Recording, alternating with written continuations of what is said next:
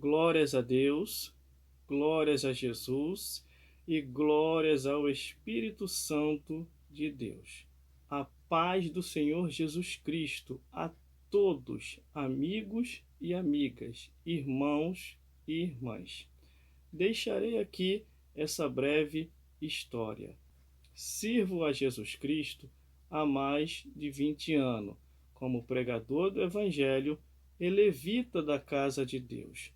Sendo assim, ministro da Bíblia Sagrada, o Evangelho Eterno, a Palavra de Deus, estamos vivendo hoje em um tempo histórico onde verdades se misturam com as mentiras. E cabe a cada um de nós pesquisarmos tudo aquilo que estamos vendo, ouvindo e até lendo, para que nós venhamos a ter uma compreensão entre o certo e errado, pois a ousadia dos maus é devido à omissão dos bons.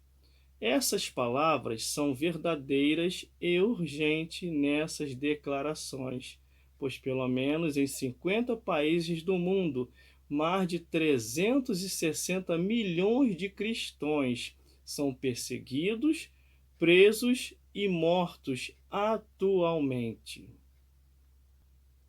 É inútil orar como cristão e depois votar como ateu.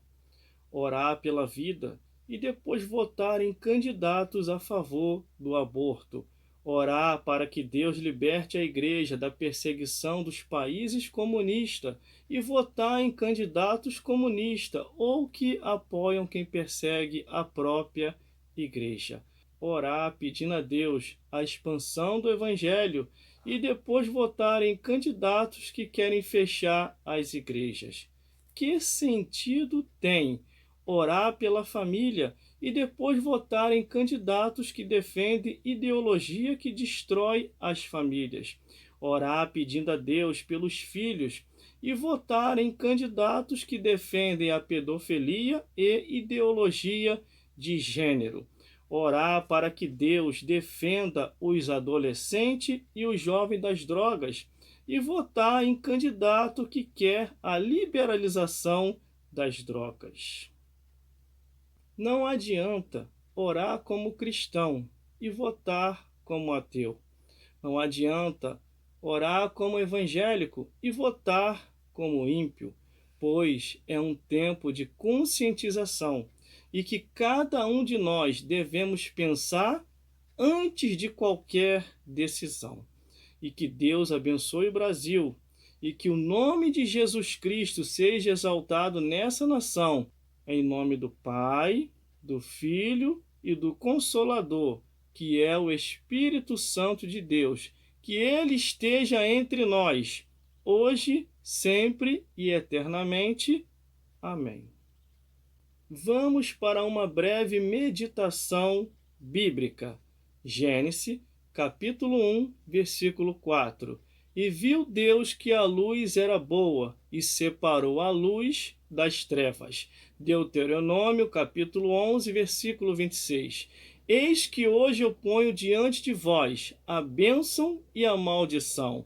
Salmos 101, do versículo 6 ao 8. E os olhos de Deus tudo vê. Provérbios, capítulo 26, versículo 2. A maldição sem causa não virá, antes porque a provocaram. Eclesiastes, capítulo 3, versículo 15. E Deus pede conta do tempo que passou. Josué, capítulo 24, versículo 15. Escolhei hoje a quem servir, aos deuses ou ao Senhor. 1 Reis, capítulo 18, versículo 21. Até quando cocheareis entre dois pensamentos? Se Deus é o vosso Deus, segui-o. Se Baal é o vosso Deus, servi-o. Malaquias, capítulo 3, versículo 18. E então vereis a diferença entre o justo e o ímpio, entre o que serve a Deus e o que não serve. Mateus, capítulo 6, versículo 24. Ninguém pode servir a dois senhores.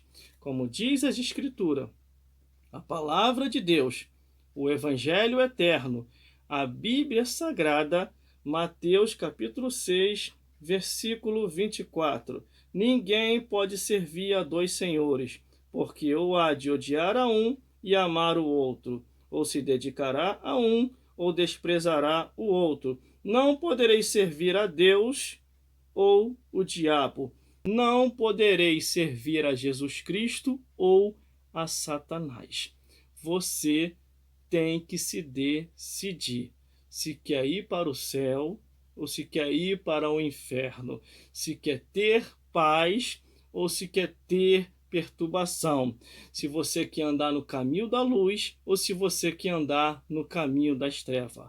Pois nesse tempo de conscientização, a Bíblia afirma que tudo Deus vê, tudo Deus registra e um dia na eternidade Ele há de nos cobrar toda a estadia de vida que Ele nos deu. Pense nisso, tome a decisão correta e que o Espírito Santo possa iluminar os vossos corações para que assim todos nós um dia estaremos junto no reino dos céus. Que Deus te abençoe e até a próxima, se Deus quiser.